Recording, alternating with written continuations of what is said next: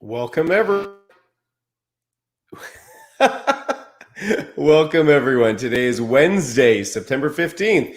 I'm your host, Richard Rupp, with my co-host, as always, the Ordinary Joe, Joe Salvador. Today is our special episode. It's our last episode right before the Canadian federal election, so this is an important one. You're watching Power Drill Politics, only here on OJTV, the Ordinary Joe Show.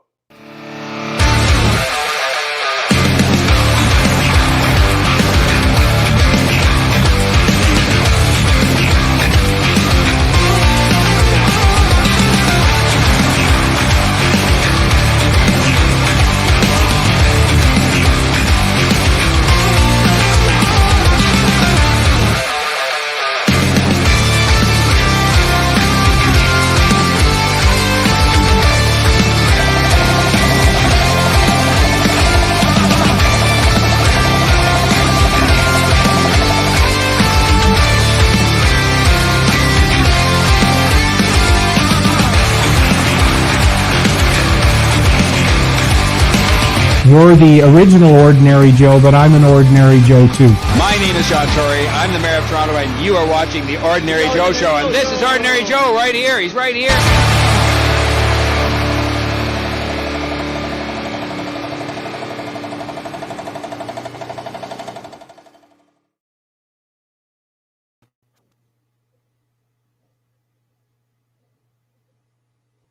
You're muted.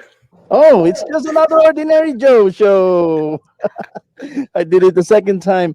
I'm trying to catch it on time before that opener finishes because I'm copy pasting some of the Rumble. We're not on Rumble yet, but after this welcome, I'm gonna add Rumble. How are you doing, Richard?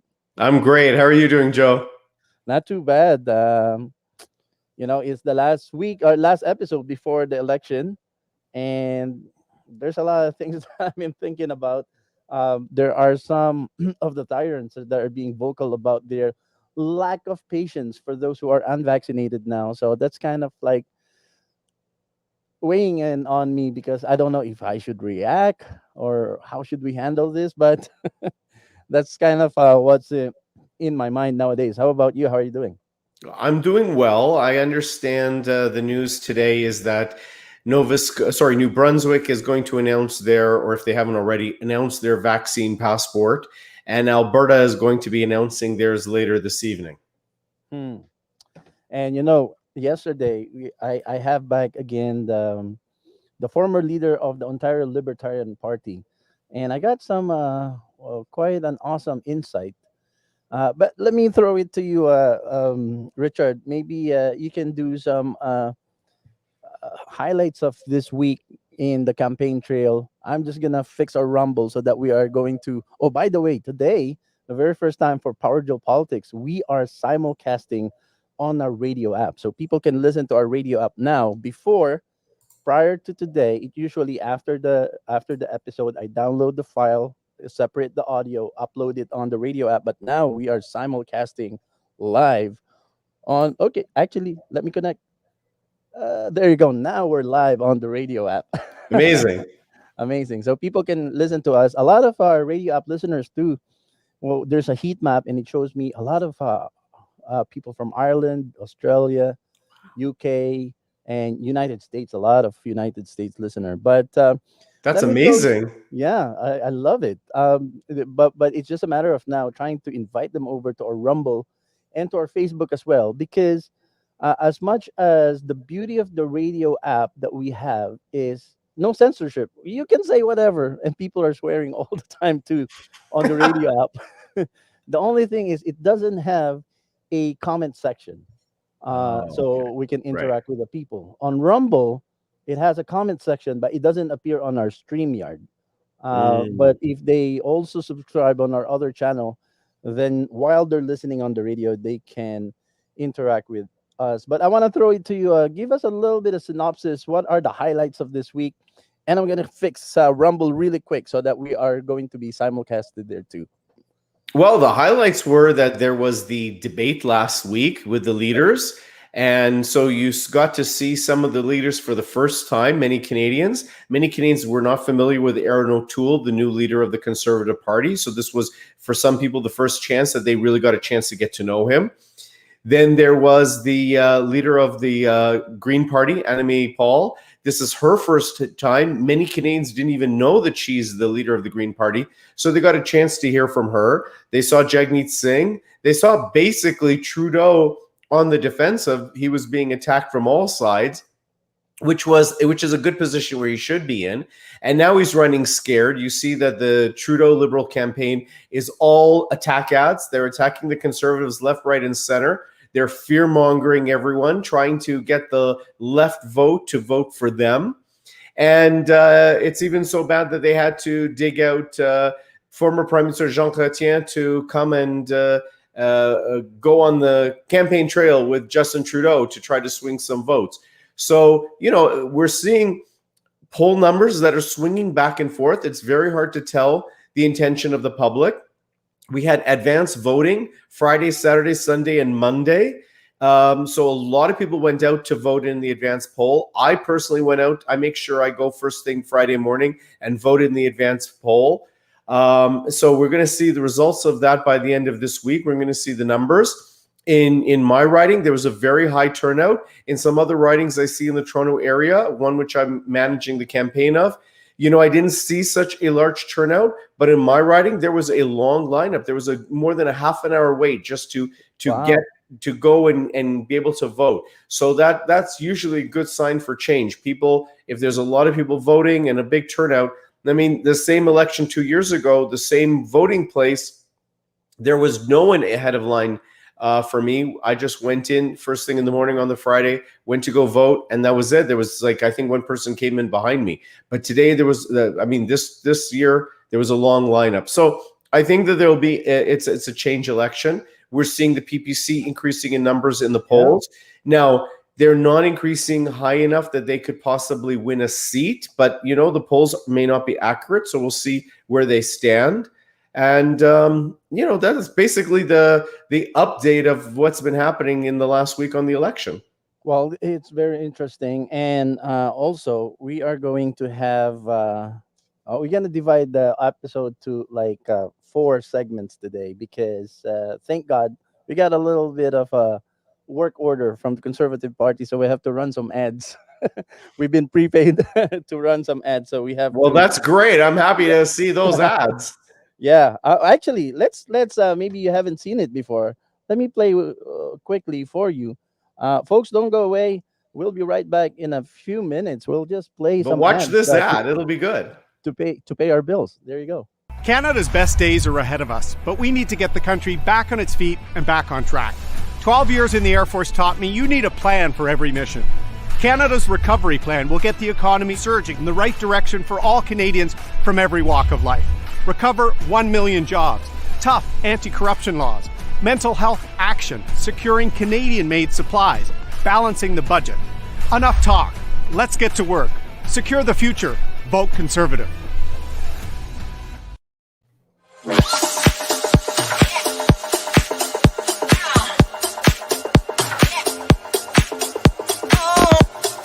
Freedom Fighter Radio, what is up? Whoa! Shout out to Freedom Fighter Radio and Joe. You're doing great work, brother, and I love it. All right, always.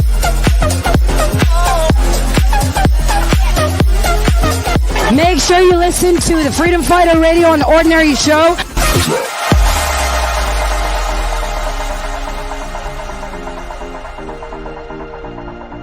I'm on Freedom Fighter Radio on the Ordinary Joe Show. That's quite a mouthful. Yes. Hey guys, this is Chris Sky. Listen to Freedom Fighter Radio. They're here today, back in the blue, and so am I.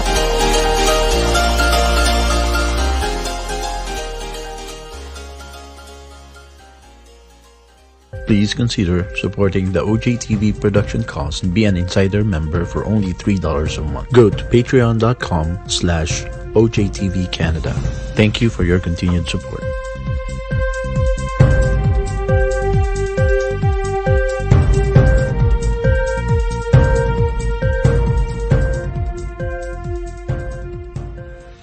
Canadians all across the country are sick and tired of the lies, the fear-mongering, and the hate speech they hear from the mainstream media. Download the free radio app, Freedom Fighter Radio.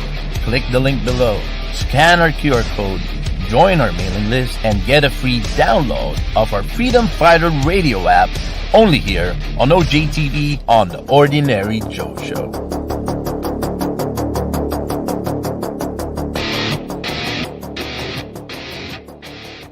Canada's best days are ahead of us, but we need to get the country back on its feet and back on track.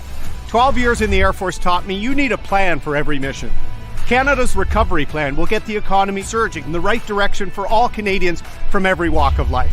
Recover 1 million jobs, tough anti-corruption laws, mental health action, securing Canadian-made supplies, balancing the budget. Enough talk. Let's get to work. Secure the future. Vote Conservative.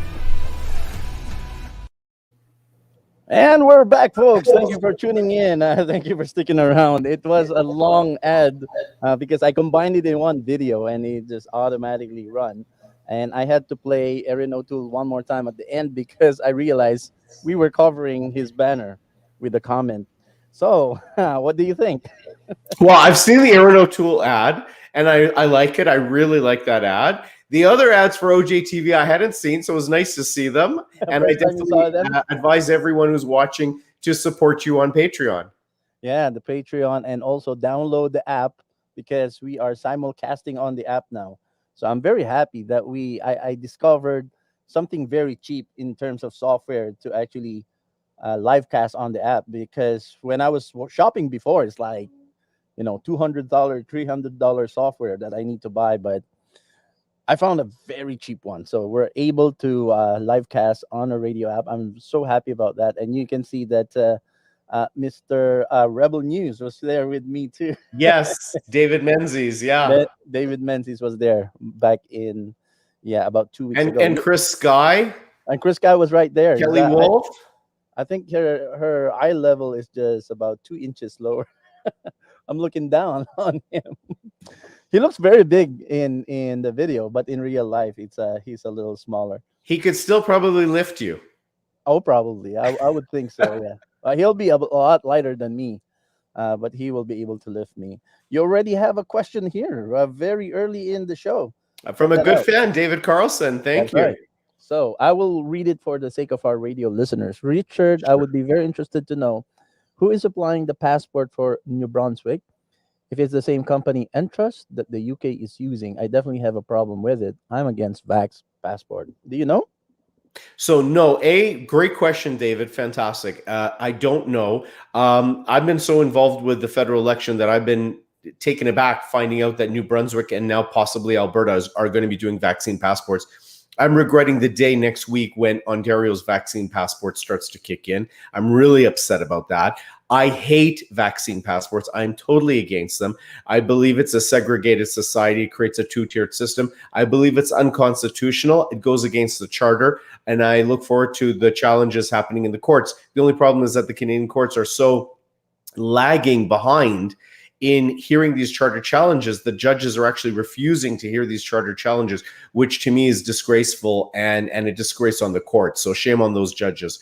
Very much shame on those judges.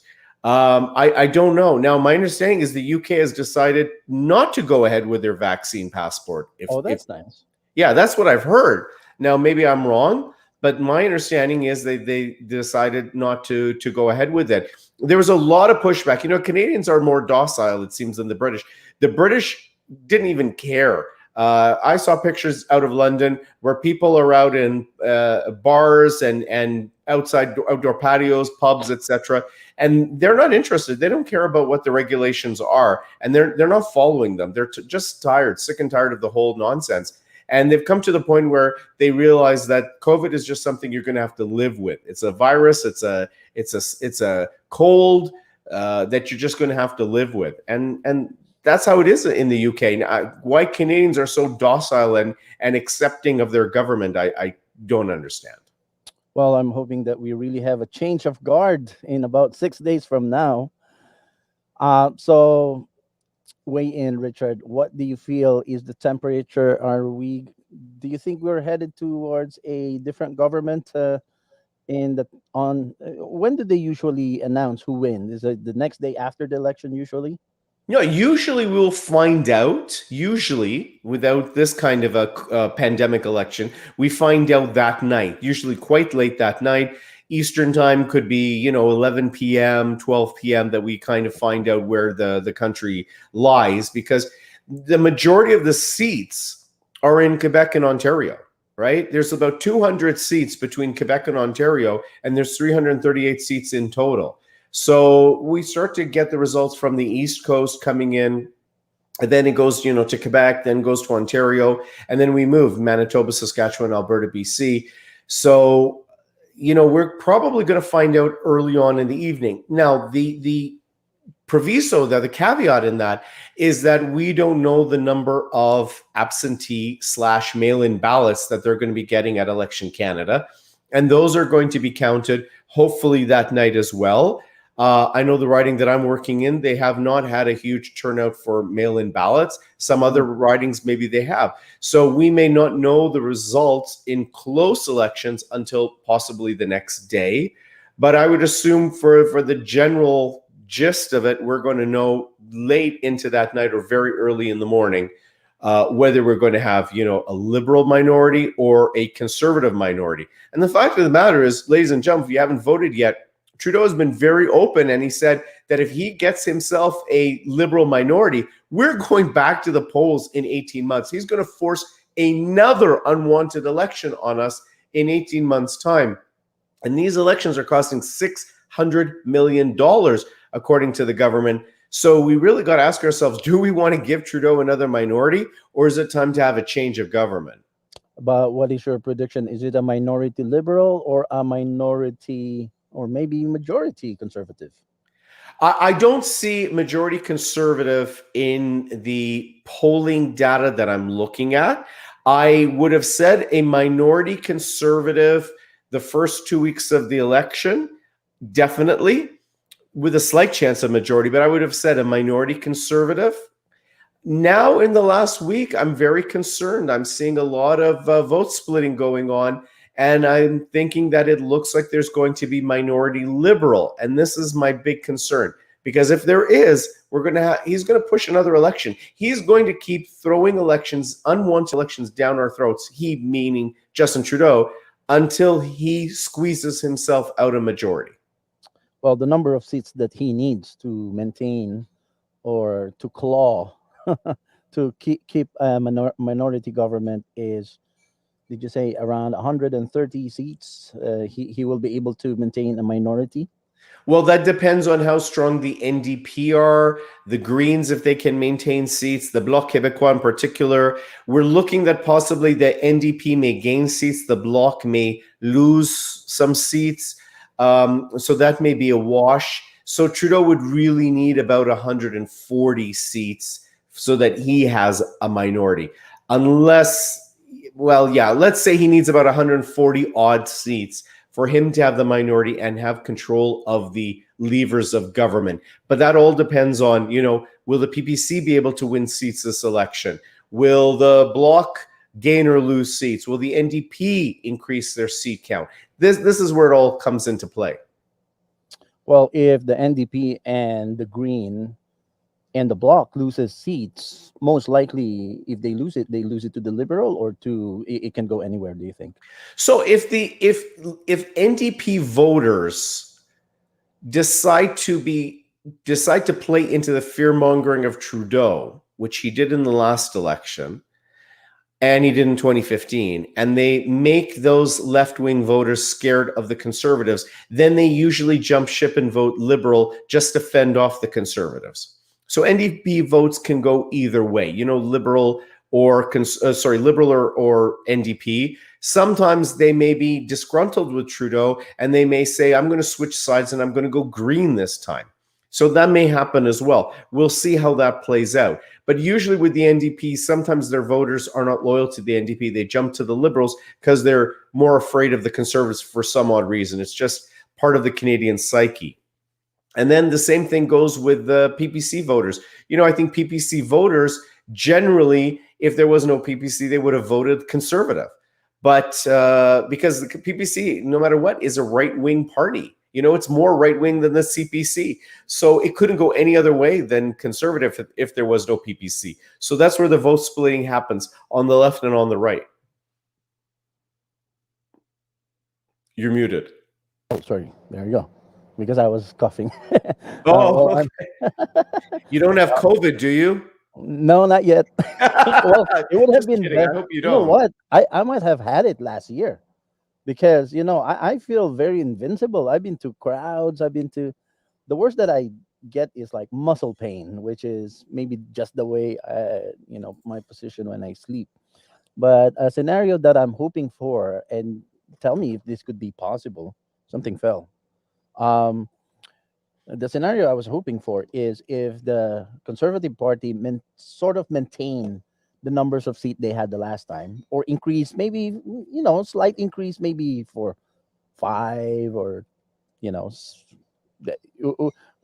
is an increase usually around that area, 5 to 10 seats increase, or it's very hard to tell. Let me give you an example from the difference between 2011 to 2015. The Liberals in 2011 were in third place. I think they only had 30 some odd seats. And then they won, I forgot what was the number, 180 or something in 2015. So in one election cycle, they went from third place to the government. Okay. Oh, I remember that at one point the official opposition was the NDP. Correct. The official opposition was the NDP in 2011. The Liberals were in third place, and Harper Conservatives were the government of the day. So the Liberals jumped dramatically between 2011 and 2015. So you can't just say, okay, a jump is normally 5 seats or whatever. It's hard to predict. It really, there's waves. Elections work in waves. But the scenario I'm hoping for, let's say this particular election cycle, if I'm not muted, right? No, you're good. If the Conservative Party maintains wh- however many numbers of seats, or even increase by whatever 5 or 10, and the PPC takes more seats, even if let's say they got 5 to 10 seats, and the CPC maintain however much seats they had the last time, that would cut in to the other side, right? So that would be a dream scenario. I get where you're coming from. But if you look at the polling, unless the polls, all the polls, all the polls would have to be so dramatically wrong, that really statistically is impossible. And I'm going to explain to you why. The polling is showing the PPC nationally anywhere from 5 to, at the real outlier polls, 12%. Okay. And I'm telling you, a lot of the PPC vote is coming from Alberta because they know that the Conservative seats are safe. They're ticked off with the Conservatives in some ridings in Alberta. And so it's a protest vote. They're voting PPC. Rather than voting Maverick, they're probably voting PPC. That being said, also in some rural ridings, there'll be a protest vote for PPC. And I get that and I understand it. But if you're nationally at 5, 6, 8%, that's really where the polling, all the different polling companies are showing the PPC. If those are the real actual numbers, then it'll be very hard for them to win a seat. This is the big problem. I hope that the PPC at least is able to win the seat in Beauce for their leader, Maxime Bernier. Then at least he can have a seat in Parliament, can have an official position as part of the opposition, and can push forward the PPC agenda, which would be fantastic. Because there's many things in the PPC platform that I agree with, but there's many things that I disagree with too, and there's many things about that party that I find very concerning. For those who are PPC supporters, I'm going to explain why I'm very concerned by the PPC.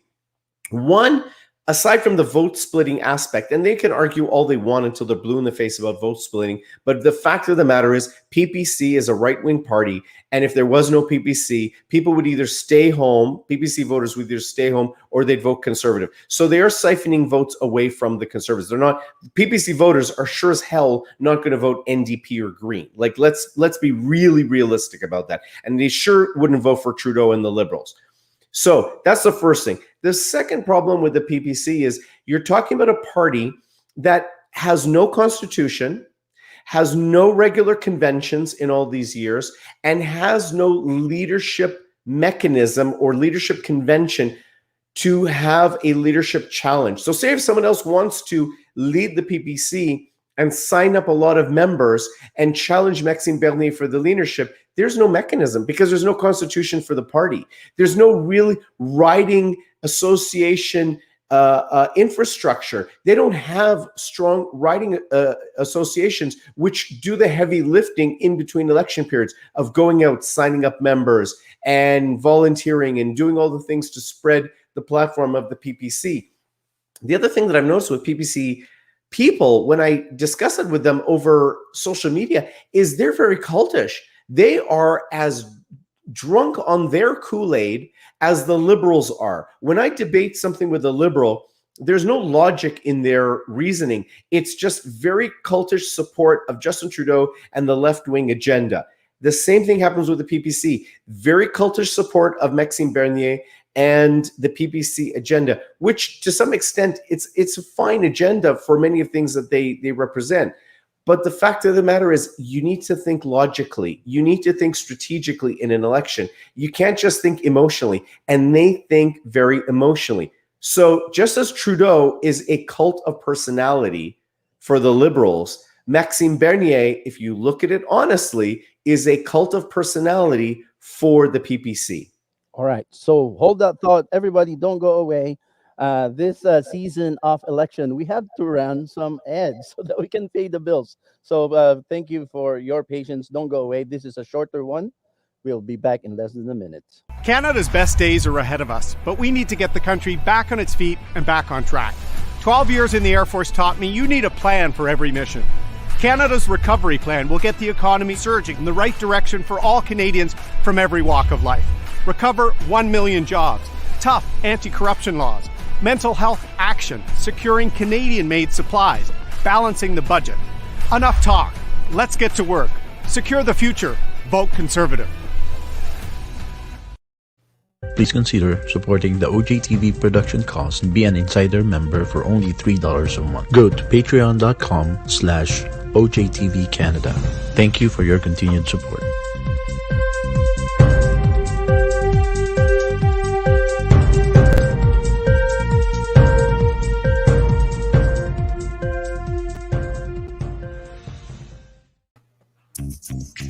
And we're back, ladies and gentlemen. We're back to Power Drill Politics, only here on the Ordinary Joe, our election season special. As usual, we have Richard Rupp, our insider, who has very, very insightful thoughts about what's going on. And just before the break, we were talking about different kind of scenarios, and how vote splitting can work against the the CPC.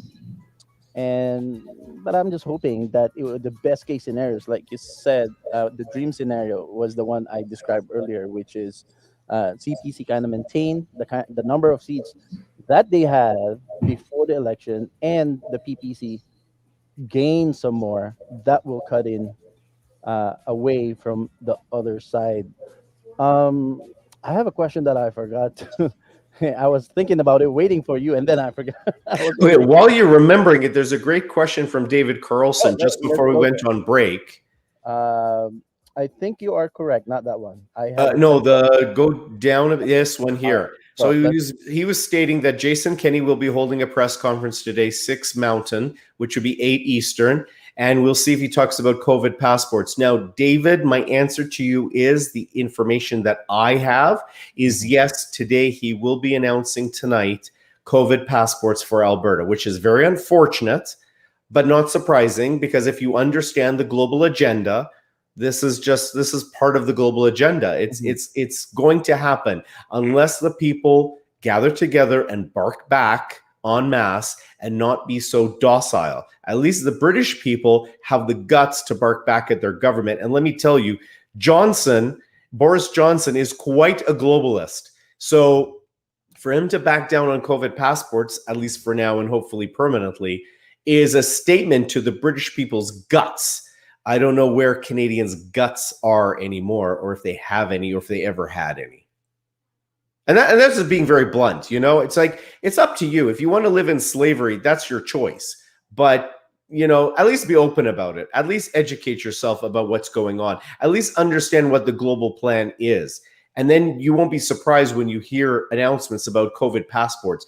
You know, it's more than just a COVID passport. If you really think about it, ladies and gentlemen, you're putting in your personal identification into an app. In Ontario, it'll be rolled out in October. You're putting your personal and medical information into an app, all right? And everywhere you go, a gym, indoor dining in a restaurant, a funeral, a wedding reception, a convention center, an event place, you will have to scan that app and show that you have had the 2 doses of the vaccine. And now Israel is even saying that if you don't take the 3rd booster, your COVID passport, your vaccine passport, will be null and void, and it will show a red line as if you never had any vaccine whatsoever. So you're going to be down the rabbit hole, down a slippery slope of taking booster after booster after booster, whatever the government dictates to you. I mean, it's time to wake up about understanding the agenda.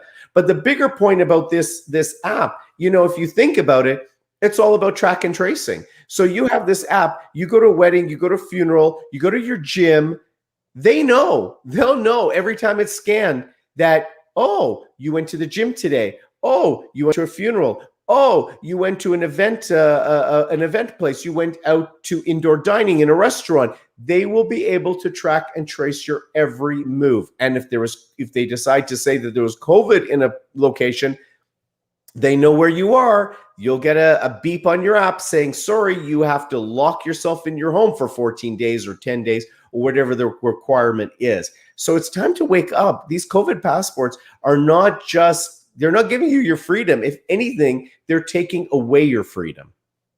And it could lead to the pandemic. You know, in the UK, what I heard is the first kind of wave of their rollback was initially what they did was they rolled back their including the kids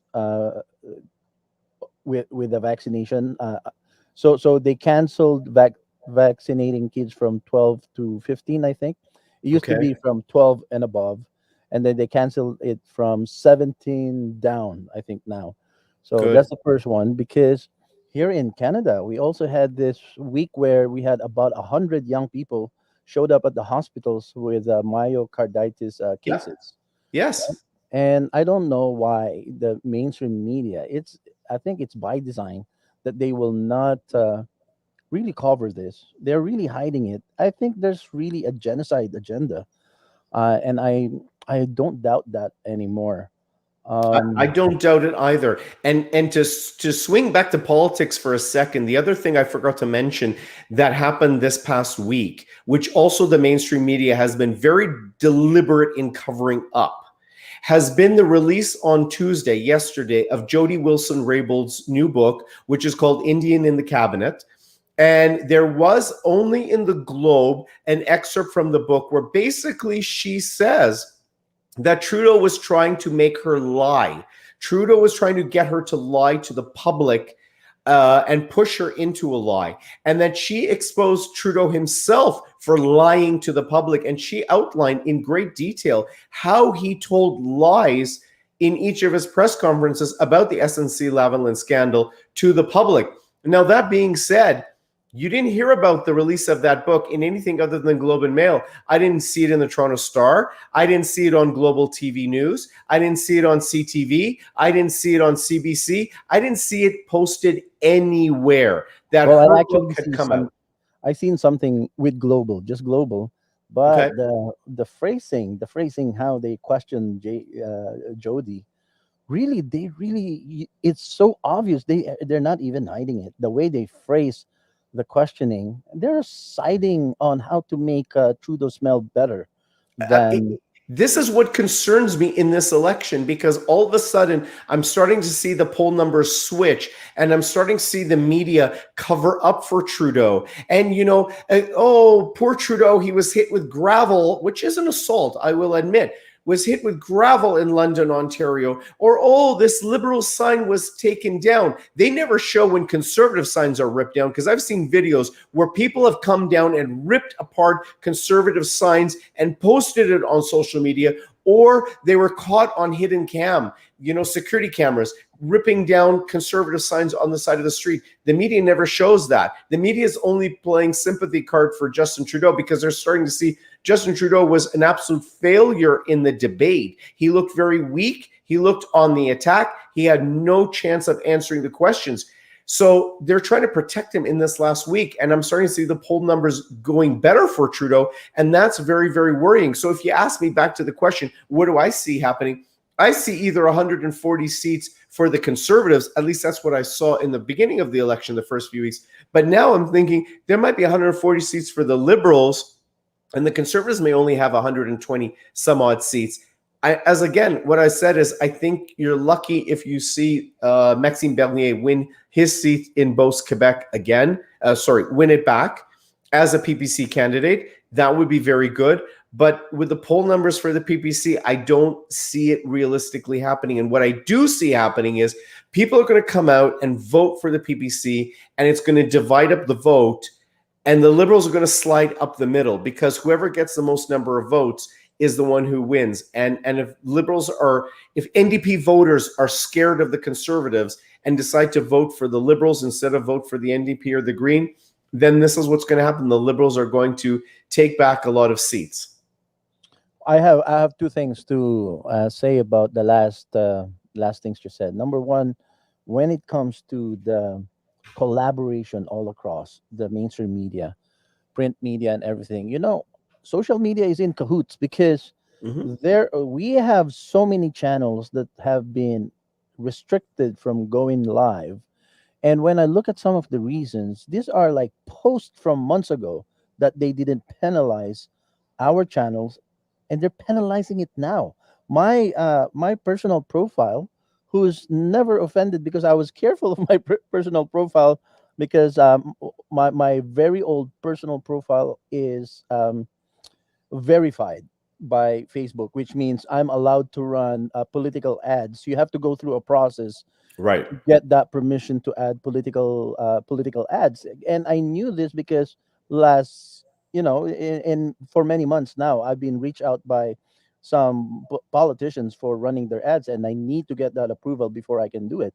So I was careful with that profile, but then they just put a restriction on it and citing offenses from months ago, and they've been holding on to it for timely for the election. So that's one. But number two, I want to ask you, I've seen a lot of videos of the PPC leader Maxime Bernier with big, thick crowds.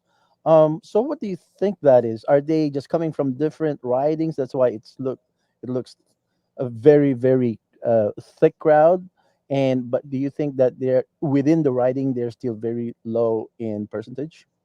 So what I know from my friends in Alberta is Maxime Bernier would come to these events and he'd go from town to town, and a lot of people would follow him from town to town. So you'd see a lot of the same people at each one of those events. Now, I wasn't there in Alberta, so I wasn't a witness. I'm just giving you what the people in Alberta have told me, what politicos in Alberta have told me as they've watched and reported on, other alternative media sources that are in Alberta. They've told me they've seen the same crowds. People just get in their trucks and they go from town to town and they follow Max because they just love to hear from Max, which is great, which is fantastic, right? So they do follow him around, and a lot of the times it's the same crowds, but they're not people that can locally vote. I do wish that he would do better. The problem with Max is he is not handling his party in a strategic way. If he has such a golden opportunity as an alternative party on the right, as a more libertarian party. But the problem is he should be focusing on about 5 to 10 ridings in Canada that he thinks that if he could put all of his energy in it, he can flip those ridings around to his benefit and then start to build a base on that. What he did in the 2019 election is he picked any candidate who wanted to run, whether they were qualified or not, whether they had any political experience or not, and most of them had zero political experience. Some were like still in university as university students, just very idealistic. And you want to be a candidate? Great. Here, fill out this form with Election Canada, get your 100 signatures, and that's, Bob's your uncle. That's all you need. This is the problem. He spread himself too thin, and he's doing the same thing right now without thinking analytically and calculatively. And this is the problem I've said with the PPC and their supporters. They're all thinking based on emotion. They're really sad. I mean, there was one lady who posted on social media, and I commented on it. And my heart goes out to the lady, but she posted a 15-minute video where she's crying her eyes out, where she goes to her voting location that's on her voting card, and she wanted to vote for a PPC candidate. But the reality is the PPC candidate she wanted to vote for is running in not in her riding, but in another riding. So when she looked at the names, she didn't see this person's name on the ballot. And she started crying that she was rejected from not being able to vote. Well, honey, if you can't, you got to know who's running in your riding. And she's bawling her eyes out and she's crying. You're thinking with emotions. You want to get rid of Trudeau. You have to think very strategically and very logically, because he has an entire military machine ramped up against us in this pandemic and in this election. And everything is being calculated. Data analytics are huge for the Liberals. They know where they stand in any riding at any given time. They have snapshots. They know what they're collecting the data every minute of the day. So if you're just thinking emotionally, which the PPC voters are, and which Maxime Bernier himself is, then what do you expect? You're not going to have a successful rollout. He wasn't successful in 2019, which was his golden opportunity. He wasn't successful in the by-election that he tried to run in. So he should learn from his mistakes. Just hold that thought, Richard. We're Sure. up against a hard break here in 20 seconds. When we come back, I want to ask you a question, some important question that I observed from the debate. And also, if we have a certain segment before we say goodbye, I'd like to talk about the provincial election next year. Some of the thoughts I think as soon as the election is over, We have to think about getting ready for the provincial election that's happening in June 2022. And folks, don't go away. 12 minutes per segment. We are going to run a paid ad. We have to pay our bills. So, folks, don't go away. We'll be right back after this message. Canada's best days are ahead of us, but we need to get the country back on its feet and back on track. 12 years in the Air Force taught me you need a plan for every mission. Canada's recovery plan will get the economy surging in the right direction for all Canadians from every walk of life. Recover 1 million jobs, tough anti-corruption laws, mental health action, securing Canadian-made supplies, balancing the budget. Enough talk. Let's get to work. Secure the future. Vote Conservative. Please consider supporting the OJTV production costs and be an insider member for only $3 a month. Go to patreon.com/OJTV Canada. Thank you for your continued support.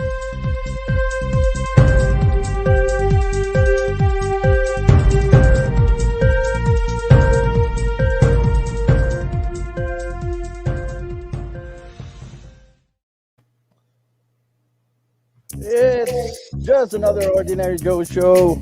We are back to Freedom Fighter. Oh, so Power Politics. There's so many shows to memorize. We're back to Power Drill Politics on Wednesdays with Richard Rupp, and we are digging deeper on what's going on in this election season. And thank you for sticking with us. We know that we are being shadow banned. We are not our followers are not being notified that we are online now, but that's fine. We are gonna roll with the punches, and we have alternates. We have Rumble, and we have our radio app. So folks, please subscribe and download our radio app so that when we are shadow banned on social media, you'll continue to be able to tune in to our precious episodes. And so, thank you. Welcome back. And let's restart our 12-minute segment. So, it's a pretty new format for you, Richard. You're getting used to a TV style, I guess, TV style episodes, because this is how they do it. When I used to have a TV show, they're like, there's a big clock, and then you can see it like flashing already. It's about to go on break. I need the clock. Yeah, finish up. So, I will give you or I need the little earpiece where you talk in my ear and you tell me, okay, 10 seconds. Well, I'll give you a visual clue. When you're going on, your visual clue is when I do this, we're about 30 seconds to the break. So our default will be that view when you're talking. And when I go like this, it's either I'm gonna say something or we're about to go on break. So Richard, on the first part of the debate, Blanchet, what is his first name again? The Quebecois. First of I all, always forget. I'm so bad with this. Yves François Blanchet. Francois Blanchet. Yves François. Yves François. But ever since I came, I've been in Canada. I've been living in Canada more than 20 years now. But every time I see a Quebecois in the debate, I always scratch my head. I'm like, what the heck? So they will not allow a Maxime Bernier who has, maybe has a number of ridings all across Canada, and he cares about all of Canada. Meanwhile, Blanchet, the Quebecois, excuse me, the Quebecois only cares about Quebec. He doesn't care. And he was questioning. He said, I'm not interested about Canada. There was a portion there in the beginning of the debate. He said, I'm not interested about the leadership all across Canada. I'm only interested about Quebec. And he said something that's very peculiar. When he was being pressed by the moderators, he said, well, June 22 or something, he cited a date that it was declared that Quebec is a country. Did you remember that part? And what is that all about? Yeah, so there was a vote or a motion in Parliament, big deal, that Quebec is a nation. And, I think all the parties agreed to it for the sake of Quebec and whatever the case may be. But, okay, so back to your point, you have to understand that the Bloc Québécois is still the third largest party in Parliament. They have more seats than the NDP. So they have every right to be in that debate. The other comment is that okay, Maxime Bernier wasn't allowed in that debate. Remember in 2019, Maxime Bernier was allowed into the debate in 2019. And what happened? The CPC, the Conservative Party of Canada, won the popular vote. They won the most number of votes across Canada from coast to coast, but they won the second most number of seats. Trudeau still won a minority. He won the most number of seats with Bernier being in the debate. Do we really want Bernier back in the debate and give Trudeau a chance to have the levers of government again? I hope not. So I'm not sad that Bernier wasn't in the debate because there's more people that vote for the Bloc than vote for the PPC. Yeah, it's just weird for me that even if the Quebecois leader gets all of Quebec, he will never be a prime minister. And a lot of the issues in the debate is issues of Canada. Like, we're talking about Canadian issues here, and all he cares about is Quebec issue. And so it's kind of weird for me. And what about Anime Poll? She doesn't have a seat. And how many seats does the Green have? Do they have 2 seats? 3. They have 3 seats, I believe. They have 3 seats, and they have an infighting going on. Yes. And that's also weird for me to be up there in a debate and you're not an MP. Well, you can say that Maxime was also not an MP last time around, right? Right. So yeah, but there are some components of the debate that's just weird for me how things go. And maybe just because I'm still relatively new. But what do you think of that? Anime Poll being on the debate, and she weirds me out too for some reason. Well, she doesn't have a seat, but she's still the leader of her party, and her party is represented in Parliament. So she's entitled to be on the debate stage because her party elected her as the leader of the party. Last election, it was Elizabeth May, who has a seat in Parliament, and she was the leader. So she was entitled to be on the debate stage. This time around, in between the election cycle, they voted Anime Paul. Now, Anime Paul did try to run, I believe, in Toronto Centre in the by-election. She didn't win, but she's still the leader of her party, and her party has seats in Parliament. So they fall under the qualifications needed to be at the debate. So I'm an open book, and yesterday I told my guest, who was the former leader of the Libertarian Party, and I keep on telling it. Thursday last week, I had this independent who's running for the MP seat, the federal seat in Brampton Center. And I keep telling them, I had a little stint in politics myself. When I was 17, actually, we have a youth government in the Philippines. I won by a landslide. I liked the first part of my being elected. The last part, really, I hated, and it was actually dragged because they canceled 2 elections. And I thought, I'm done. I want to go to Canada. I'm done with this. And I really did enjoy the 2/3 part of my being elected council person in our district. So I don't have any ambition whatsoever in politics. However, I want to be involved in trying to help people win seats. I want to, be an endorser. I want to give people opportunities. Well, my dream is creating alternate media, not to run for a position. But for the sake of argument, let's say I know 2 or 3 ridings in Toronto are strong, let's say Filipino Canadian riding, and I know if I endorse 3 of these individuals, they could strongly win in those ridings because let's say 60% of the population in that riding will vote for them. Let's say that's the case, and I'm not interested to run for politics, and they're all running as independent, but they are in coalition, or let's say it's a party, and I don't have interest to become an MP, but I'm their leader. I help them win their seats. So does that mean I will go to the debate as well if I have 3 people win in a party that I lead, even though I don't have any political ambitions? Well, that's a big difference between you being elected the leader of a political party, as Anime Paul was, and you assisting people as an influencer. Those are very two different things. Now, if you go ahead and register a political party, as Maxime Bernier did, right? And you are able to get people elected under your banner, even though you didn't win a seat, then you would qualify under the rules of the debate commission. No, I'm not agreeing with the rules of the debate commission necessarily. And I didn't really like that debate. I thought it was one of the most lackluster, horrible debates I've ever seen. It was just nobody kept time. It was just seems to be a bully too. It was just a disaster of a debate. I mean, you know, Jagmeet Singh looked so immature. For example, he looked like a kid. I think he was spending too much time talking to 11-year-olds on doing his TikTok videos that he came out looking like a child.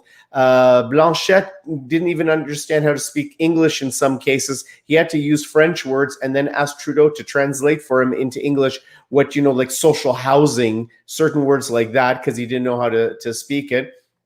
And then Aaron O'Toole looked very put together and very calm in the whole thing. Trudeau looked very ticked off because he was getting, Trudeau looked very ticked off. But to answer your question is, it's very different when you're registering a political party and you've been elected the leader of that party than what the scenario you're giving, which is really you're an influencer working behind the scenes, pushing these people, guiding them like a campaign manager or a alternative media guru. Do you think there's hope for if people are not interested in parties, but they are interested to win seats as independents, but they are in coalition together? You know, they are a number, let's say 10, excuse me. Let's say 10 independents come together and form a coalition. And, you know, they're not a party, but they vote together somewhere, and they can always disassemble. Like there's no pressure, unlike a party that you get whipped to vote a certain way. But in a coalition, you don't need to get whipped, but you, on your own volition, you can say, okay, let's all vote this way, or let's all vote that way. But if you're not comfortable, that's fine for this particular vote. Can they, if they're a coalition and not a party, do you think if it happened that it becomes a new normal, a new cultural shift in politics, it happens that people are running as independent, could they choose a premier or a prime minister if the majority are all independents? It's a hypothetical question, I know, but that would be a very interesting question. First of all, I don't ever see that scenario happening because eventually they'll coalesce into a party structure.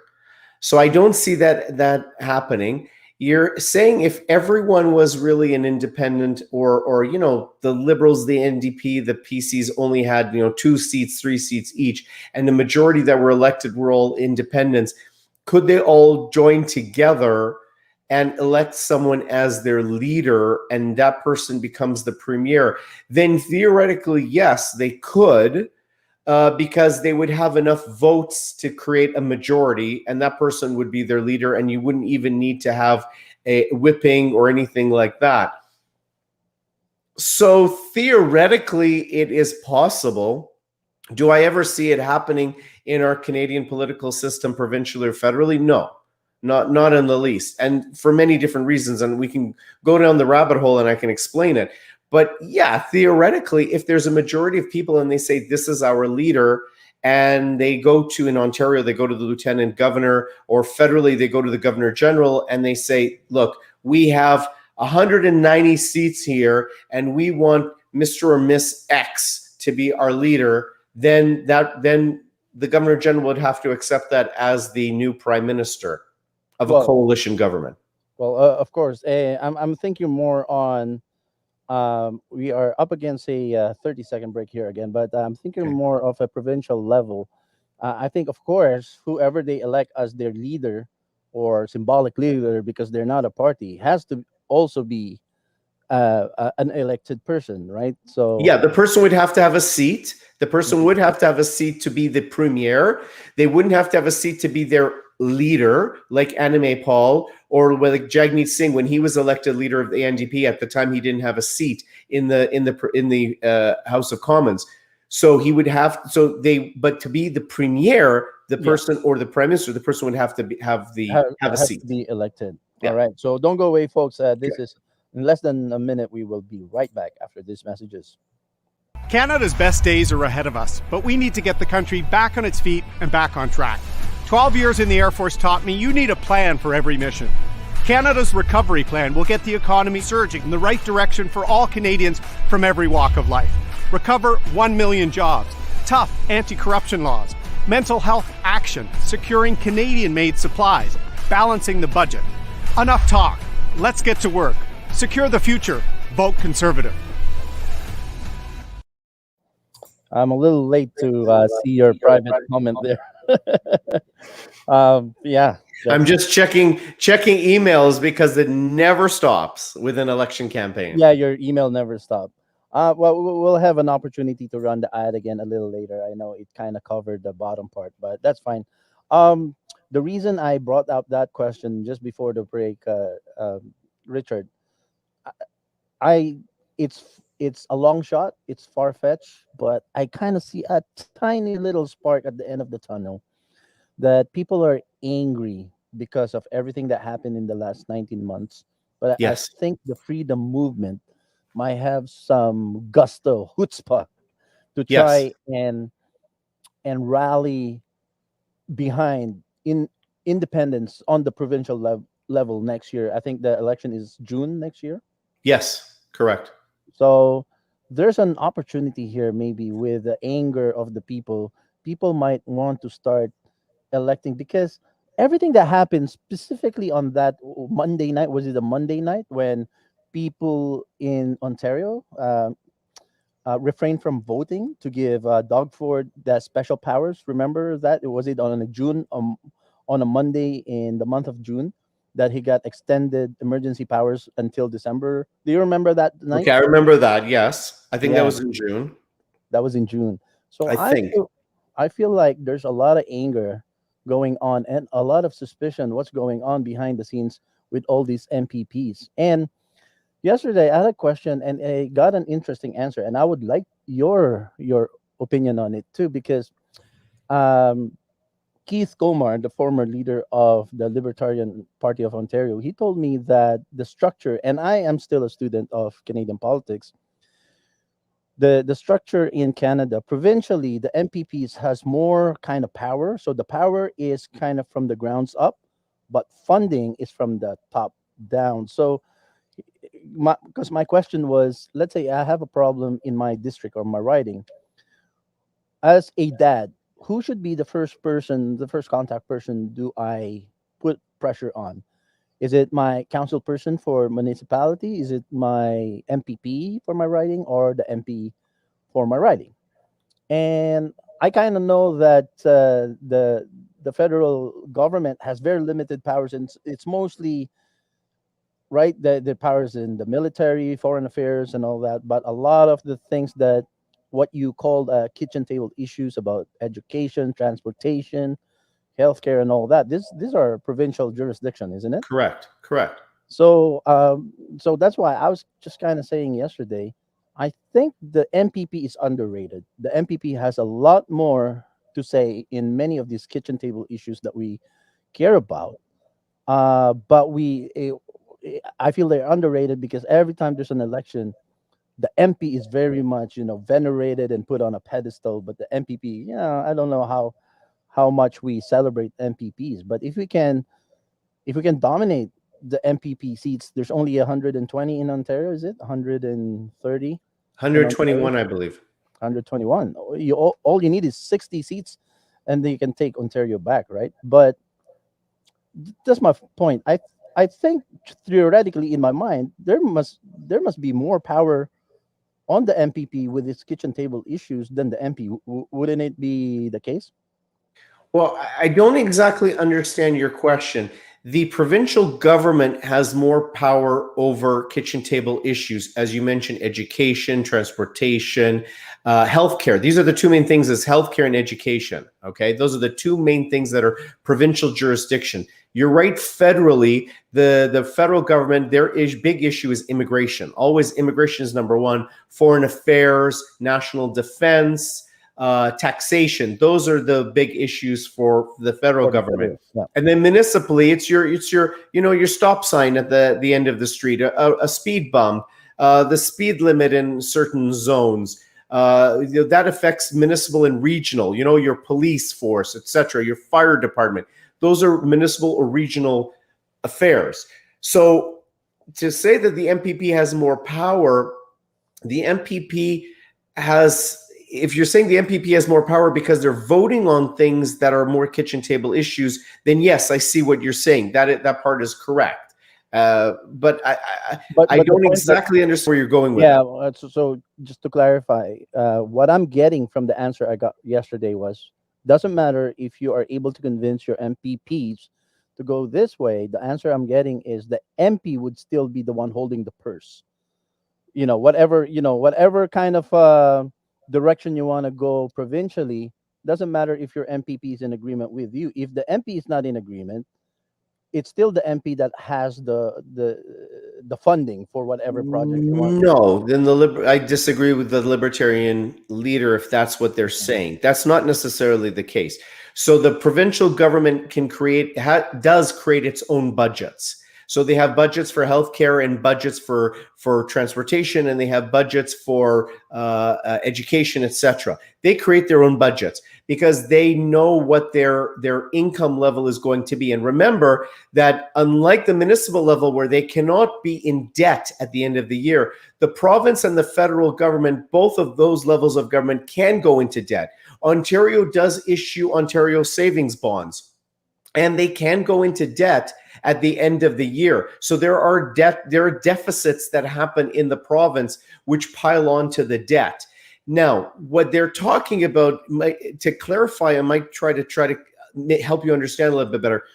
The federal government collects the taxes when you file your income tax return, and then they give transfer payments back to the province, like Ontario, because Ontario is a have-not province now, so they're taking transfer payments away.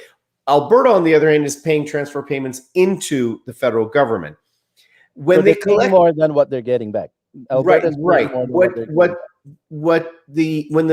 When they collect HST, it used to be GST would go to the federal government, the PST, the provincial sales tax, would go to the provincial government.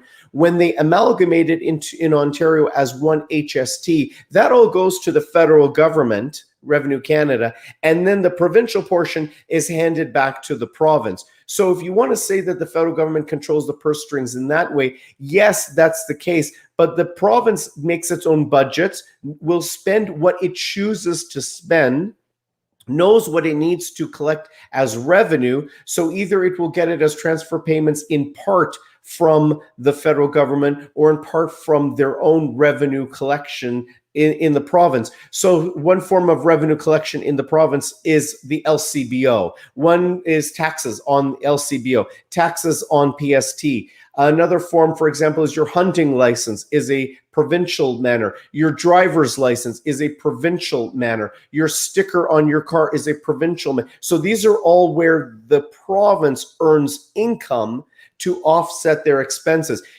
For example, when they're building a subway, what do you hear? You hear cost sharing between the province and the federal government. So it's not a case where the federal government pays for everything. Far from it. The federal government says, I'm going to pay my proportionate share. The province puts in their proportionate share. The municipality may put in its proportionate share, and the three levels of government work together. So it's not the case where all the funding is coming from the MP or all the funding is coming from the federal government. That's far from the case. So I wanted to clarify that because maybe the libertarian leader wasn't explaining clearly or didn't come across it properly. Or maybe I'm not quoting him exactly. Maybe the case, but libertarians are a perfect example. They've had the Libertarian Party federally and provincially for many, many, many election cycles, and they haven't been able to win a single seat.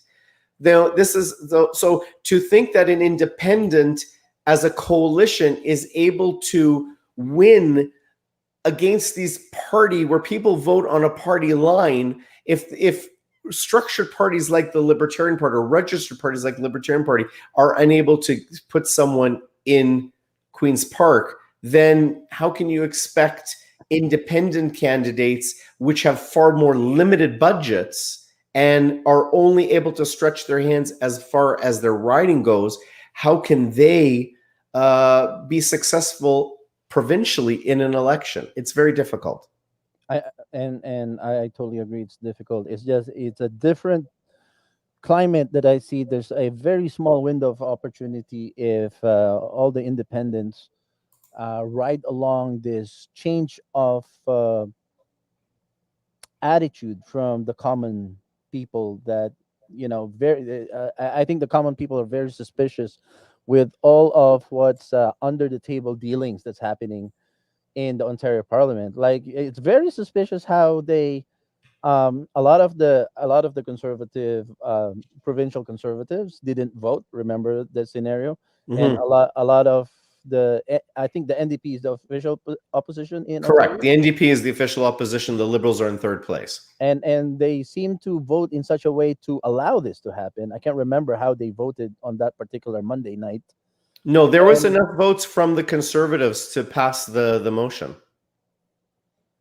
But more than half of them did not vote, right? Remember? Right, but then also the NDP, if they didn't vote no, if they stood out from government, then they abstained, right? A lot of Conservatives abstained from voting. A lot of NDP abstained from voting as well too. They had enough to pass the motion. So say, for example, I apologize, I said 121 and I was wrong. It's 124 seats in Ontario. If you have 62 seats, if everybody votes and you have 63 votes, then you win. But if only, for example, 60 people show up and 40 people vote for a bill or a motion, then it passes. It just depends on the number of people that are present in that. There has to be more yays than nays. Simple as that. I have a little problem how this have-nots and the transfer payment system that we have in this country, because for a long time, Ontario is a have province, right? And then if you're a have province, you pay more and you get back less.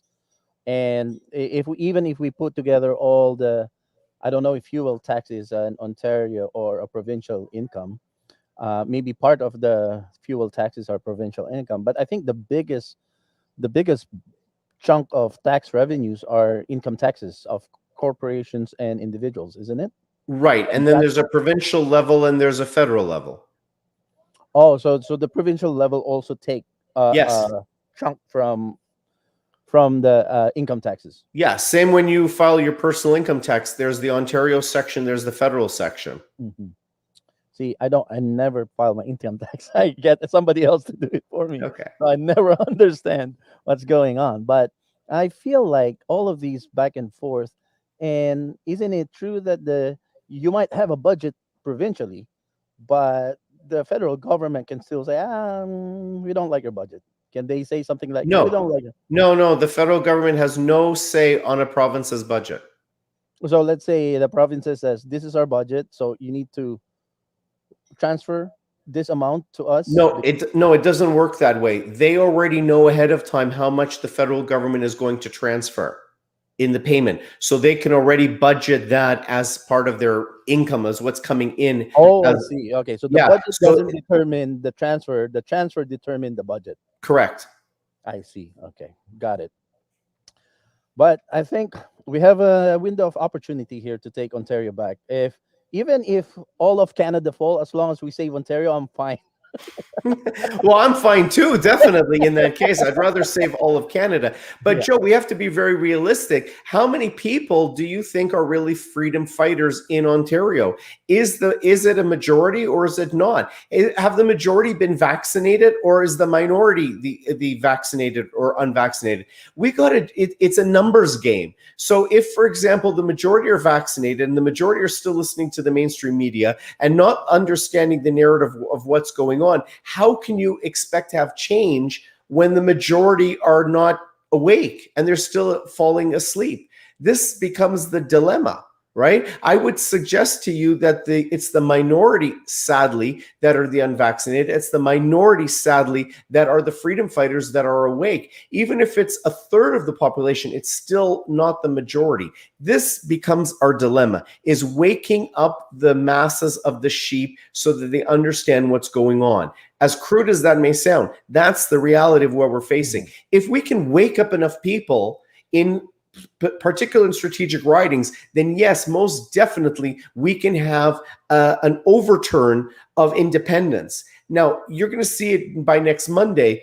If enough independents, if enough people are awake to win some seats for the PPC, then you can come back and say, hey, there's enough of a momentum here that there are people that are awake. But if they only get 6, 8, 10, 12% of the vote across the board in the country, then you're going to have to say, hey, that's not majority rule. There's a big problem there in the freedom fighter movement. Well, it definitely, you're always by the numbers kind of person, and you see reality. I'm more of the hopeful kind. I know. I know. I'm more of like, I don't see it working out in numbers, but I kind of have a sense, if we can just wake up and there's a path towards it, if certain things fall in place. But also, I would say that not necessarily when they take the vaccine that they will not become freedom fighters. Right. Even, Oh, because I agree. Some yeah, people took the vaccine because they thought it would get them to new normal. Some or people were they were forced to take coerced. the vaccine. Exactly, they Yeah, were no coerced by what. question. So I just got a form for a family member to fill up how to get an exemption from her workplace. Please teach us. That's the most important part of this show. Well, I was about to ask you after the show to help me fill it up. Oh, I'll fill out the form Yeah. so long as the same thing can apply to me and my family. But the thing about the form, even I feel that it's already unconstitutional to ask people to fill up this form, even. But it feels like, okay, this might be a way out, so people are filling up the form. The point here is you don't even ask me for a form. You're not even allowed to ask me if I got vaccinated or not. That's If right. if we are going to be purist based on constitution, based on privacy acts That's true. and all of these. But then, so when a family member asked me, can you help me fill up this form? I said, leave the form with me. I'm going to review this, and I'm going to ask some help from people I know. Maybe, we can strategically fill this up so that there's no question asked. It will just go through. But at the same time, while I'm thinking about this form, it's like this form on its own is already part of the coercion. Yes. So, no question. right. So I think that I'm hoping that what we saw in the United States, where even the vaccinated stood alongside those who are unvaccinated, because it's a different issue. So some people believe in the vaccination, some people believe in the mRNA. They have the freedom to do that. But for those who want to exercise their civil rights and they don't want to take it, it would be awesome if we see in Canada, like the Americans do, they stand alongside those who choose not to get the vaccine and fight for their rights. Yeah, but And do you no, think go that? ahead. I apologize. Go ahead. But do you think that that kind of a political culture can be possible in Canada? No, that's exactly my point, and I'm very saddened as a Canadian, born and raised, to say this about our country. For you and me, Joe, and for our families, the pandemic has been really eye-opening. And that goes back to what I was saying about the UK. At least the UK, they've got the guts to fight back and bark back at their government, even though Boris Johnson is a big globalist. But I look at the United States, I look at right away, there were court cases in the United States that people challenged. Why are you closing down the churches and the synagogues for religious celebrations? In many states, they were heard by the courts of their state. The states overturned it. Why are you masking us? The courts of their states heard the cases and overturned it. Then you had states like Florida and Arizona and Texas that said, we're open for business. And Florida is fantastic. Their governor, Ron DeSantis, says, if you dare ask someone for a vaccine passport, or their vaccine status, you're going to be fined $5,000. Texas says there's going to be no more fines, no more masking, forget about it. And their numbers are no better or worse than than the most lockdown states like California or New York. So they're fighting in the United States. What happens in Canada? We have court cases that have been going on, like Rocco Galati's court case has been going on since June or July of last year with no result and no update.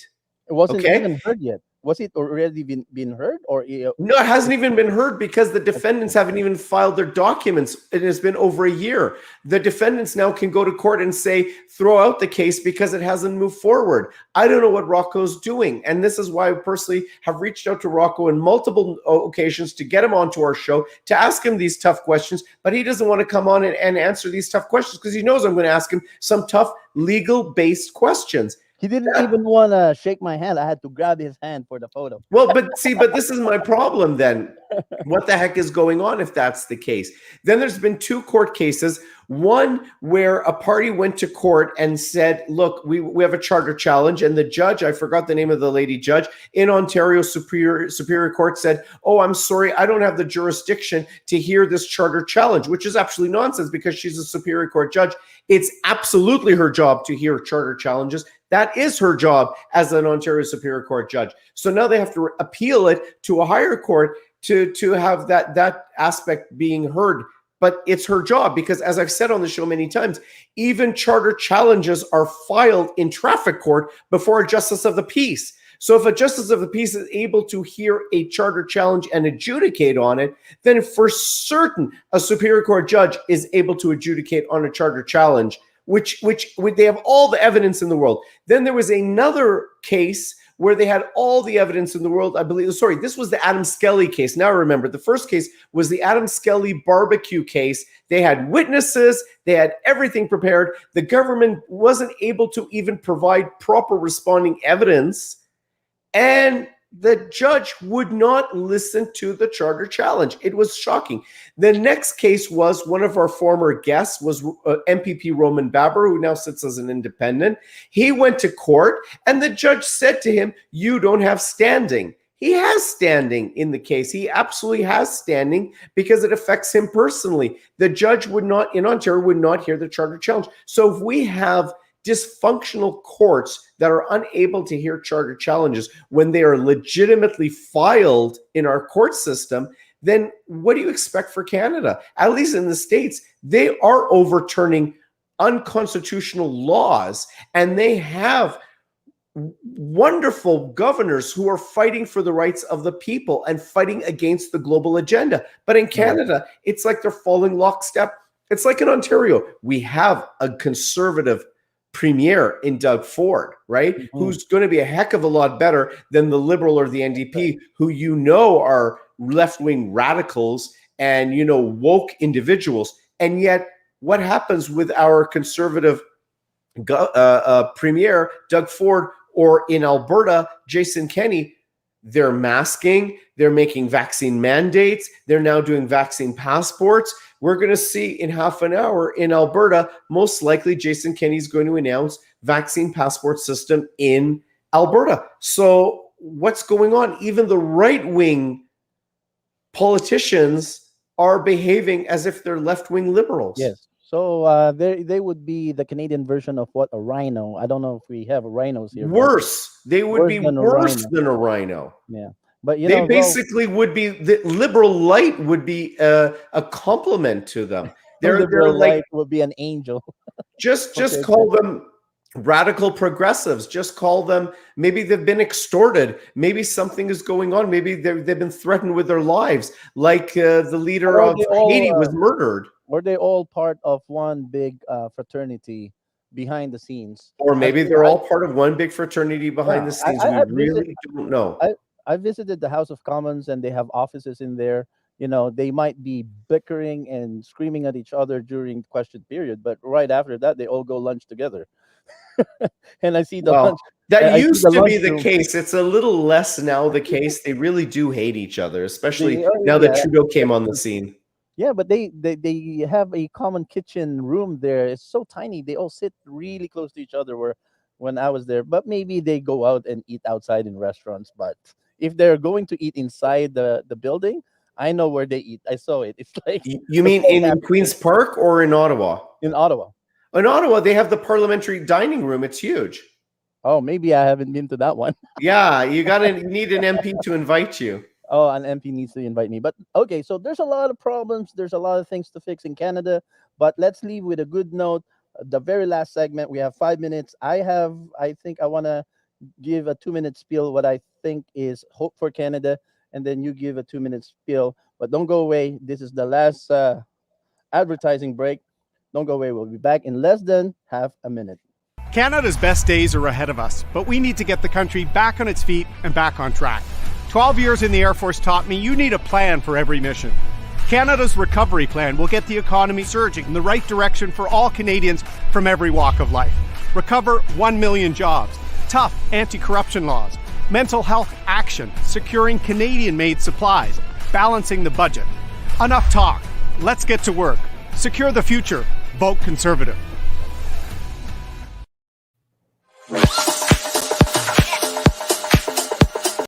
Canadians all across the country are sick and tired of the lies, the fear-mongering, and the hate speech they hear from the mainstream media. Download the free radio app, Freedom Fighter Radio.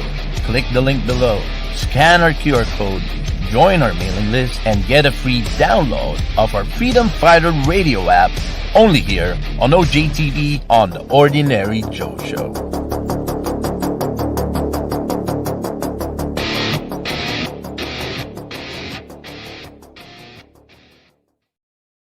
Download the free radio app. Do you like my angry voice there in that ad? Yes. I did a little bit of theatrics there to kind of, I was an actor in my other life, a stage actor. But so let's take a couple minutes each. I want to share what I thought might be a light at the end of the tunnel for Canadians. Ever since I came to Canada, early 90s, I arrived as a landed immigrant in Canada in 93. But the very first thing, all my friends from church have already kind of brainwashed me with is they told me right off the bat, what you're going to learn about Canadian culture, Canadians are apathetic about everything. That's what they told me. Sadly true. Sadly true. But this is a light in the tunnel, a hope that I see for Canada. The beauty of Canada is also we're very diverse.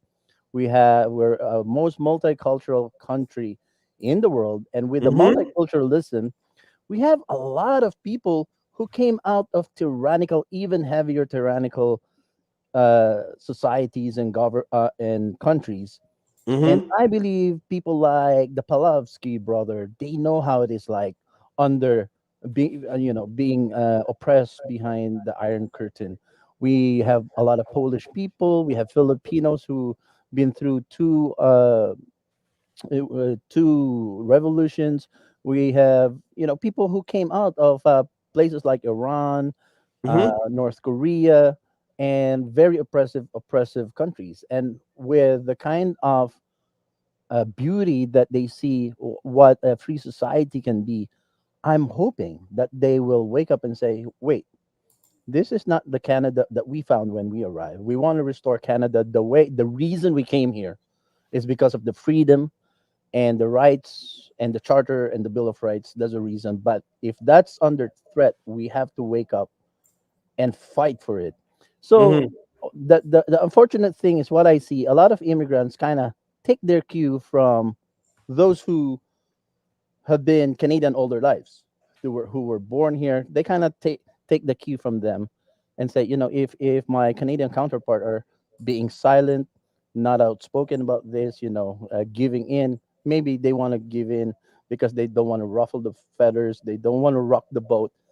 But that's the wrong thing to do. We need the immigrants who have the taste of tyranny in their previous lives to fight for Canada now, and don't be ashamed. that you are immigrants, that this is your country too. Mm-hmm. And if we can get many immigrant waves that came into the country to wake up to that fact, I think that will be the light at the end of the tunnel for me. And it's just a matter of like, uh, I don't know what it is, but there must be a catalyst that activates this like a yeast on your bread and it will puff. So let's see how it goes. I think prayer will help. But then, last words to you, and then we'll say goodbye. Well, I'm agreeing with what you're saying, absolutely, because I talked to many people who were from the former Soviet Union. They see the signs that are happening all around us, around the world, and they say, this is how communism started. This is how it was with communism. Remember last year when we would line up outside of Costco and Walmart, only to go inside and find no toilet paper. They were all sold out, no water bottles, all sold out. And they said, oh, this is exactly how it used to be in the former Soviet Union. So, and I think they're programming the people to start thinking that way in a more subservient attitude. So that being said, I'm agreeing with what you're saying. The people need to rise up. We do need to listen to the people. We need to listen to all sorts of people. Unfortunately, the generation that lived through the Holocaust, most of them are dead now. And they would remember, they would know that the early signs, even if they were babies at the time, they would see that this is how things turned down a very dark and slippery slope. The same thing with people in former Soviet Union, the same thing in like the Islamic Republic of Iran, the countries that you mentioned, for example, or in Afghanistan under the Taliban. Now look, all of a sudden the Taliban is ruling Afghanistan again. Look at that horrific situation where they're in. So we should listen to those people. The problem is that the ones that have the evil agenda are the ones that are vocal and standing up and trying to silence and cancel the rest of everybody else and trying to vilify the people that are telling the truth. We're living in a world where lies pass as the truth, and the truth is being silenced and being pretended and told as if it's a lie. There's no logic to what's happening anymore. We're living in a world where what was left is now right, what was up is now down, what was evil before is now considered good, and what is good is considered evil. We truly live in a time where, to me, I would say Satan is controlling the world from all four corners. We have to be awake and aware. We can't let the evil ones and their minions be the talking heads and take control of the world. We have to stand up. Why people are so shy to stand up, why people are so scared, I don't understand it. It's great to attend a protest. It's great to attend a rally. But boys and girls, ladies and gentlemen, if you study your history and if you study any revolution that ever happened before, it's not from just going and attending a rally on a Sunday or a Saturday and chanting some things on the loudspeaker. That's not what it's all about. Revolutions take a lot of struggle and a lot of hard work and a lot of sweat and tears. This is what we're up against. So it's time for people to wake up. It's time for people to really push the boundaries of instead of being pushed back. They have to wake up and see what's going on, because slowly but surely our liberties are being taken away. And just as I talked at the beginning of the show about what a vaccine passport is all about, it is about the tracking and tracing of your every single move by the government forevermore. You know, utilizing your smartphone, utilizing the 5G network that's being rolled out, utilizing all that high capacity data. You will be tracked and traced everywhere you go, and you will lose all your liberty if you don't understand this. Now is the time to act, and we've been saying this for the last year and a half. So we're on a very tight time schedule now. If people don't realize it by now, the door is shutting on us very, very quickly. Well, I heard something about maybe Trudeau will be mandating that everybody has a cell phone, because I'm not going to use any, Vax passport because I don't have a phone. I decided I won't have a phone anymore. But I heard something that every citizen will be required. I don't know if that's well, true. That's how it is in China. That's and how many people in China have two cell phones, and you wonder why. Because there's the one that tracks and traces you, the mandatory one, and then there's the burner phone on the side. Many people in China and communist China have two cell phones, but it's mandatory. They have to have a cell phone. Wow. I hope that doesn't come here, but But it will. But that's the thing. It yeah, will. People have to wake up. China has been the petri dish. China is the beta test yeah, of what they're planning to do around the world. There are like what 5 cameras or 3 cameras for every citizen in China yes. that does artificial intelligence and tracks you and traces you and knows where your every single move is inside every store, inside on the streets, everywhere. You're being tracked and traced between your cell phone that's spying on you and the cameras out on the streets. I just want to acknowledge Howard. I'm sorry, brother. I wasn't looking at the comment section. I didn't realize you came on board, and he's got a number. I will flash it out on our outro video. We run out of time to touch on it, but just kind of reiterate what you said there on your last comment, last closing comment, Richard, when you said that the protest is not gonna cut it by itself. And this was confirmed by Gerald Salente when I was listening to him the other day. Gerald Salente is one of those trends guy, and he kind of validate what I've been saying about the revolution that I witnessed in 1986 in the Philippines, when people come and they stayed. It's not like, one day, big rally one day, everybody go home. No, that's not what Right. I saw. They come, they stayed for days and nights, and people take turns, and people bring food for those who've been there for 12 hours, and people take turns sleeping.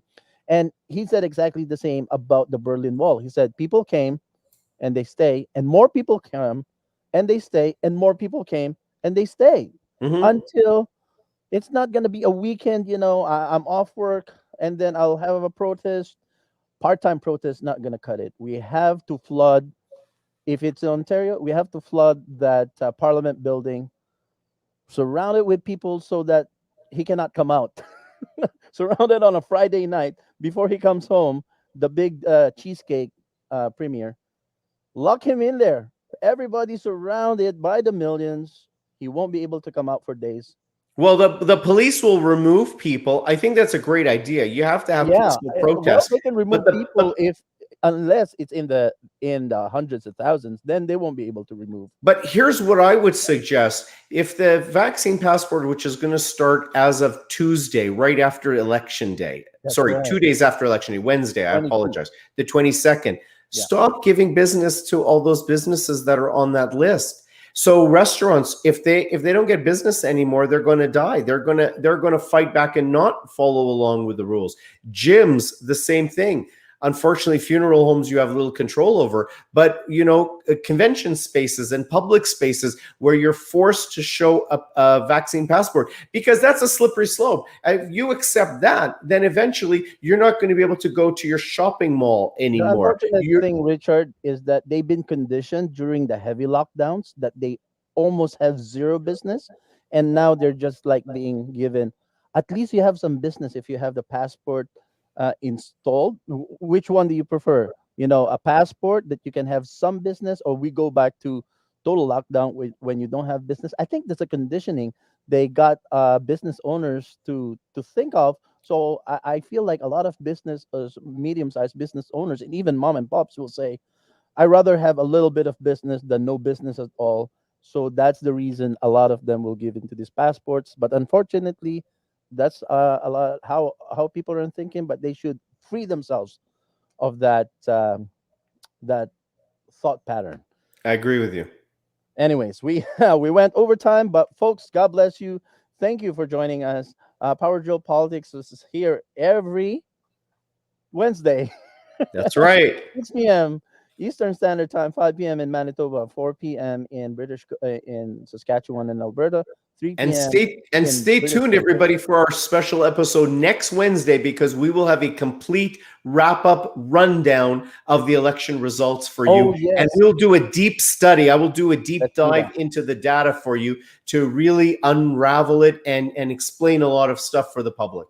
And then when we're back to normal, then we can bring in all again. We have Yes. a pending invitation for an Australian senator. I hope he's still talking at that time, but they really going under tyranny in Australia. They are. They are. Yeah. But folks, thank you for tuning in. We are gonna close this with another ad plus our closing. But for all those that I didn't touch the comments, Howard Kwan and everybody, thank you very much, and we'll see you again next week. I know that it looks like we're heavily shadow banned here. People are not learning that they're not being notified that we are Yes. live, but that's fine. Don't worry. There's a day of reckoning. We have other alternatives. God bless you all. This is Power Joe Politics, and we'll see you next week. God bless. Only here on The Ordinary Joe. God bless you. Bye-bye. We'll see you again. Canada's best days are ahead of us, but we need to get the country back on its feet and back on track. 12 years in the Air Force taught me you need a plan for every mission.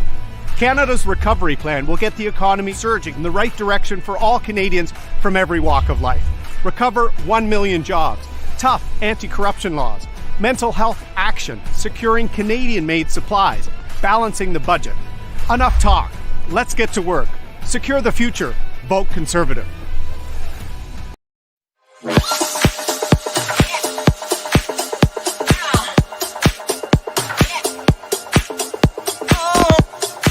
Freedom Fighter Radio, what is up? Whoa!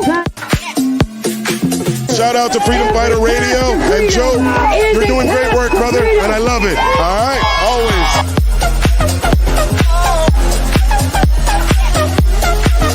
Make sure you listen to the Freedom Fighter Radio on the Ordinary Show.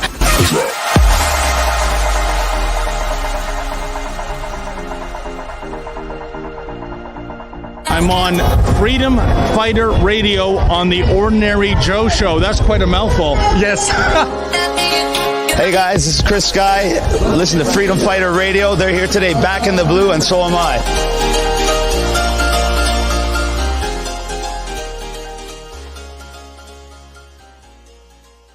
Please consider supporting the OJTV production costs and be an insider member for only $3 a month. Go to patreon.com/OJTV Canada. Thank you for your continued support.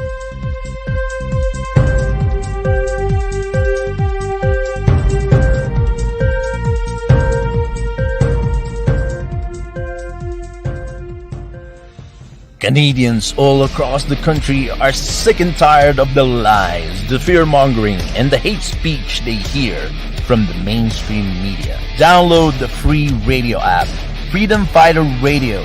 Click the link below, scan our QR code, join our mailing list, and get a free download of our Freedom Fighter Radio app only here on OJTV on The Ordinary Joe Show.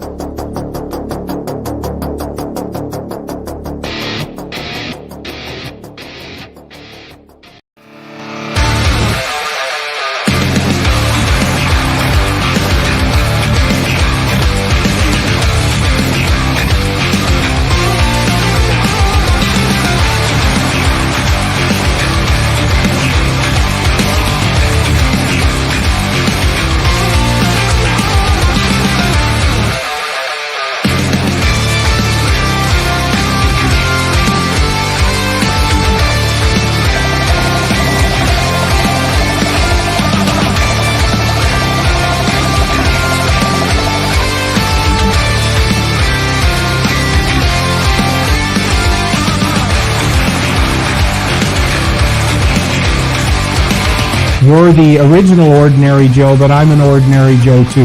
My name is John Tory. I'm the Mayor of Toronto, and you are watching the Ordinary Joe Show. And this is Ordinary Joe right here. He's right here.